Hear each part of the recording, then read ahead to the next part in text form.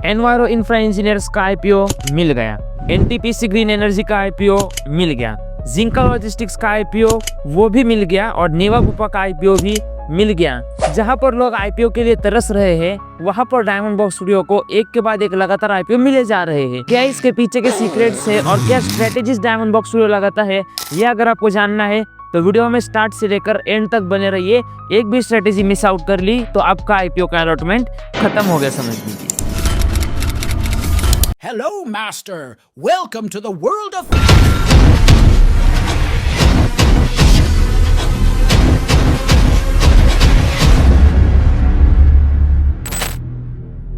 ज्यादातर लोग आपके आसपास ऐसे दिखेंगे आपको कि जो कहेंगे आईपीओ में इन्वेस्टमेंट नहीं करना चाहिए, लेकिन डेटा कहता है कि आईपीओ में इन्वेस्टमेंट जरूर करना चाहिए। ऐसा क्यों? तो जैसे आपके स्क्रीन पर आप देख सकते हैं, रिसेंटली जो आईपीओ लिस्ट हुए हैं उनके लिस्टिंग्स आपको मैं दिखा रहा हूँ। एनवायरो इंफ्रा इंजीनियर्स की बात करेंगे तो 71% तक के रिटर्न्स है। ओके, एनटीपीसी की बात करेंगे तो 29.4% के रिटर्न्स है। और बाकी के जो भी आईपीओज है इनकी लिस्टिंग भी आप आपके स्क्रीन पर देख ही सकते हो। तो जब आईपीओ इतना तगड़ा रिटर्न्स आपको दे रहे हैं तो क्यों आप आईपीओ में इन्वेस्ट ना करें, जहां पर फिक्स डिपॉजिट और सेविंग्स अकाउंट 5 से 6% की रिटर्न दे रहे हैं, आईपीओ उससे कई गुना अच्छे रिटर्न्स दे रहे हैं और आईपीओ आपको एवरेज परसेंटेज के रिटर्न दे रहे हैं। जब डेटा कह रहा है आईपीओ में इन्वेस्ट करो तो आप क्यों नहीं कर रहे? मुझे पता है आप तो इन्वेस्ट कर रहे हो, लेकिन आपको आईपीओ की अलॉटमेंट नहीं मिल रही। और इसी के सॉल्यूशन को लेकर हम लेके आए हैं खतरनाक 7 स्ट्रेटेजीज, और सबसे लास्ट में एक बोनस स्ट्रेटेजी मैं आपको देने वाला हूँ। तो बढ़ते हैं सबसे पहली स्ट्रेटेजी पर, जो है avoid multiple application from same pan. आपके डिवाइस में भी आपके पास बहुत सारे डीमैट अकाउंट होंगे, कोई अपस्टॉक्स के साथ होगा, कोई जीरोधा के साथ होगा, तो कोई ग्रो के साथ होगा। तो जब आपके पास इतने सारे डीमैट अकाउंट होते हैं और आईपीओ के लिए आप आपका एप्लीकेशन फिलअप करते हो, आप एक बड़ी गलती कर देते हो कि सारे ब्रोकर्स पे से आपका जो आईपीओ का रिक्वेस्ट है वो सबमिट करते हो, इन एप्लीकेशन फॉर्म भरते हो, और यहाँ पर ही हो जाता है गेम पलटी। क्यों? क्योंकि जो अलग अलग ब्रोकर्स के साथ आप आईपीओ के लिए अप्लाई कर रहे हो उनके साथ लिंक तो एक ही पैन है।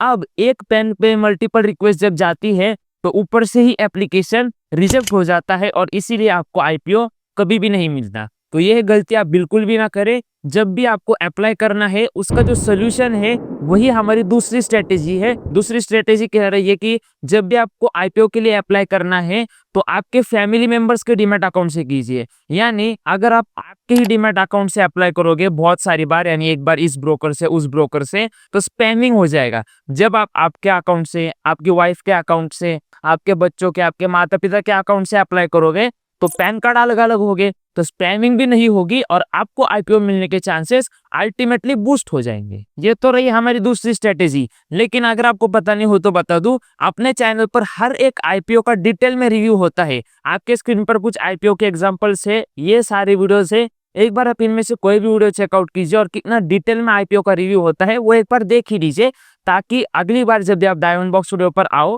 तो आपको आईपीओ के रिव्यूज देखने मिले। और सब्सक्राइब के बटन पर प्यार बरसा दीजिए, क्योंकि आईपीओ के लेटेस्ट अपडेट आप तक पहुंचते रहेंगे। तो बढ़ते हैं तीसरी स्ट्रेटेजी पर, जो है वेट टिल लास्ट डेट और अ डे बिफोर। यानी अगर 5 तारीख को आईपीओ ओपन हो रहा है और 9 तारीख को क्लोज होने वाला है तो आपको हमेशा 8 या फिर 9 तारीख को ही अप्लाई करना चाहिए। ऐसा क्यों?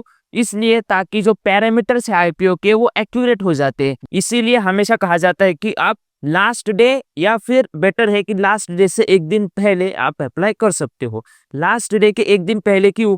क्योंकि आप अगर भूल गए लास्ट डे को तो आपका नुकसान हो जाएगा। इसीलिए लास्ट डे को आप अप्लाई कर सकते हो लास्ट डे के एक दिन पहले। तो बढ़ते हैं हमारी चौथी स्ट्रेटेजी पर, जो है बी पंक्चुअल। यानी हमेशा जब भी आपको आईपीओ के लिए अप्लाई करना है हमेशा पंक्चुअल रहे। यानी क्या है, जब भी आप आईपीओ के लिए अप्लाई करने वाले हो तो लास्ट डेट तक, जब भी लास्ट क्लोजिंग डेट है आईपीओ की क्लोजिंग डेट, उस दिन तक आपको 5 बजे तक का समय होता है। बट आपको 5 बजे तक कभी भी नहीं रुकना चाहिए।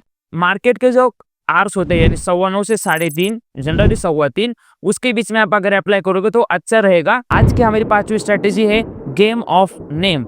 अगर आपको बता दूं तो आपके डीमैट अकाउंट पर जो नाम है, आपके पैन कार्ड पर जो नाम है और आपके बैंक अकाउंट में जो नाम है वो हमेशा तीनों एक साथ मिलने चाहिए। मैं आपको एग्जांपल के साथ बता देता हूँ। अगर डीमैट अकाउंट पे मेरा नाम NILESH नीलेश है और पैन पर भी मेरा वही नाम है, बट बैंक अकाउंट में मेरा नाम NEELESH है, तो यहाँ पर एप्लीकेशन मेरा रिजेक्ट हो जाएगा क्योंकि पर्सन का नाम चेंज हो चुका है। यहाँ पर नीलेश है बट स्पेलिंग गलत है। उसके साथ दूसरे केस में मैं आपको बता देता हूँ, अगर आपके डीमैट अकाउंट में फुल नेम है नीलेश राजेश कदम, वैसे ही पैन में भी अगर फुल नेम है बट बैंक अकाउंट में या फिर इन तीनों में से किसी एक में भी अगर नीलेश कदम है, बीच में का मिडल नेम गायब है, तो इस केस में भी आपका बैंक का जो एप्लीकेशन है आईपीओ का वो रिजेक्ट हो जाता है। तो हमेशा याद रखिए कि बैंक, पैन और डीमैट इन तीन में जो आपके नाम है वो एग्जैक्टली मैच होने चाहिए, एक अल्फाबेट का भी फर्क नहीं चलता है, एप्लीकेशन स्ट्रेट फॉरवर्ड रिजेक्ट हो जाता है। तो 6 स्ट्रेटेजी की ओर बढ़ते हैं जो है अवॉइड कंजूसी।